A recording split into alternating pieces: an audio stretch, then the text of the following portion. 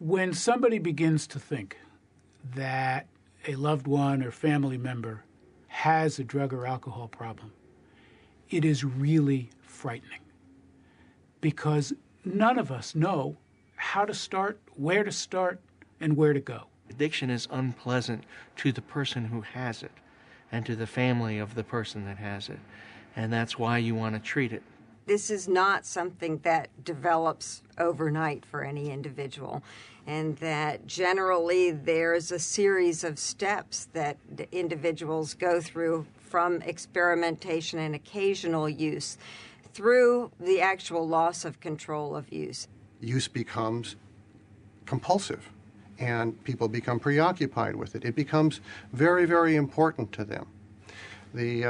One of the ways I define addiction is wanting the wrong thing very, very badly. Drug addiction is a disease of the brain that disease translates into abnormal behavior. When a person who has this disease is exposed to cues or stimuli that remind them of or have previously been associated with the use of a drug, there is an uncontrollable reflex. It happens very, very quickly in the brain. We can see it in brain imaging, and the person doesn't have the ability to stop it. As a matter of fact, it may happen before they're even conscious of it.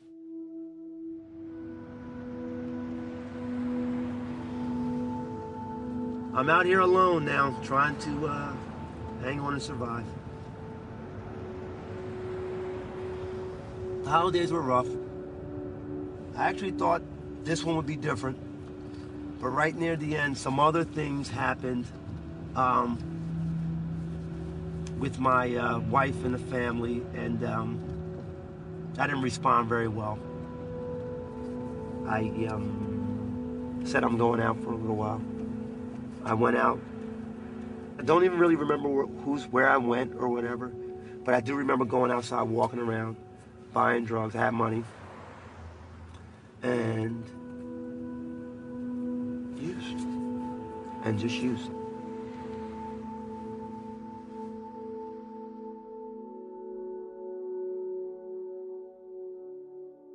Even after people have been drug-free for not just days or weeks, but months or years, the tendency to relapse is very strong.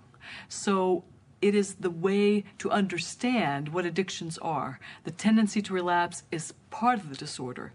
It's not a failure of treatment, it's part of the disorder. I've always lost a battle, and that's how I feel. I've lost the battle again, and I'm using again.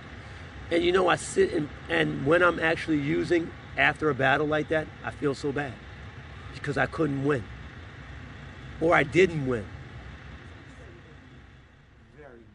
You've had a wild 3 or 4 months here. roller coaster ride. Right now, I'm in a period where, like, I just can't seem to get what I want. I know what I want. I definitely know what I want, and that's clean and sober. And that's the end. That's the end result. So you want to get to a good spot.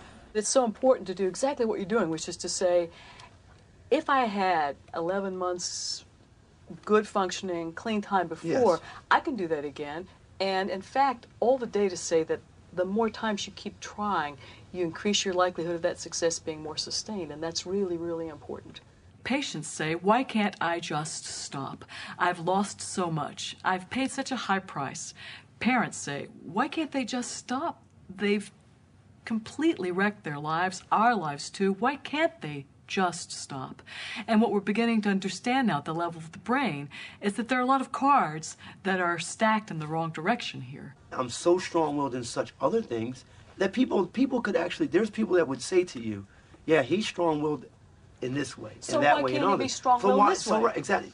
So it's very important for people to would... try to understand it's not a matter of moral fiber or character or just wanting it enough. You've got parts of the brain here that think when they see these signals for drug that that's as important as a relationship, as the best food you ever saw. It's a trick that's played on the brain, and in a way that tends to leave out this decision-making part of your brain. So in the brain, we have these two important systems.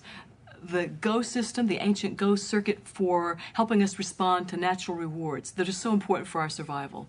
And the STOP system, the more recent frontal lobe system, that's important for helping us consider when it's important not to go, not to act on the pull of that reward.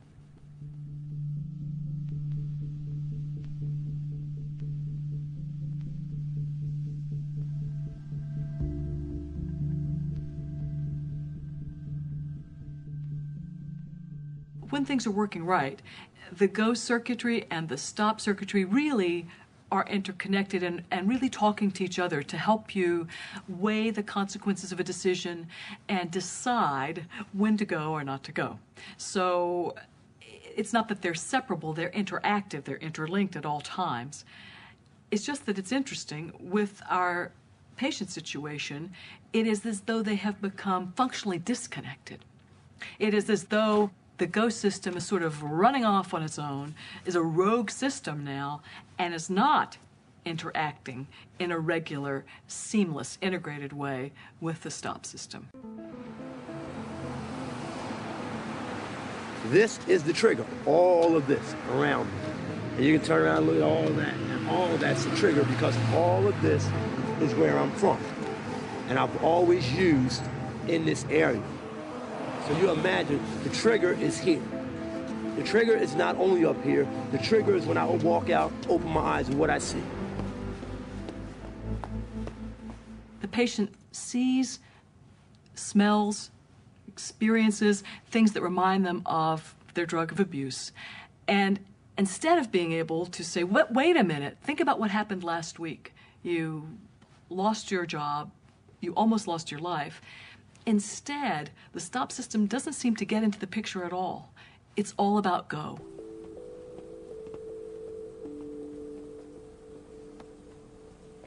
One of the exciting things about now, in terms of our understanding addiction, is that for the first time in all of human history, we can peek inside the brain and see what may be broken.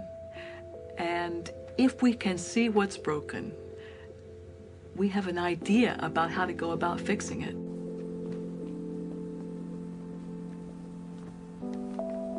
We wanted to understand how little does it take to get this sensitive reward circuit activated and off to a head start. So what we've noticed in the past year is that the system can be activated when we show pictures that are as short as 33 milliseconds, with things that are so short that they are outside awareness. So what's really difficult here for the STOP system is we know that the message doesn't even have a chance to get up to the frontal lobes for them to weigh in. It's coming in under the radar before you have a chance to mount a defense. So what's so impressive to me is that this GO system is so incredibly sensitive that while many of the things we experience are multiple seconds long, they don't have to be to get it going. And for our patients, I think it will be a helpful piece of news because for them, they sometimes couldn't point to the cue or label the cue that set off this craving state. If this kind of moment arises so quickly, we need something to be in place to sort of bring things into a manageable range before the challenge of a GO moment. We've begun to study a medication that would help quiet things down, that would sort of like tune down the volume on the GO system. This medication called baclofen, it's familiar, it's been around a long time, but we found that it can reduce the activity in this system a little bit, bringing it sort of into a more manageable range. So what this picture shows is that in patients who are untreated, who have no medication, who see half-second cocaine cues, the brain has an intense dialogue. One way to think about this picture is that you're seeing a visual representation of let's go for it. And you can tell that it's a very intense dialogue because of these very hot spots. On the other hand, when we look at patients who are treated for 7 days with baclofen, what you can see is that now this intense conversation has been reduced to a whisper.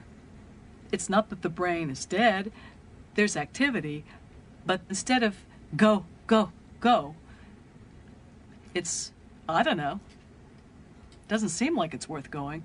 And so the hope is that you would have a chance for the frontal lobe to do its thing, to be able to weigh in and have a chance to put into place good decision making.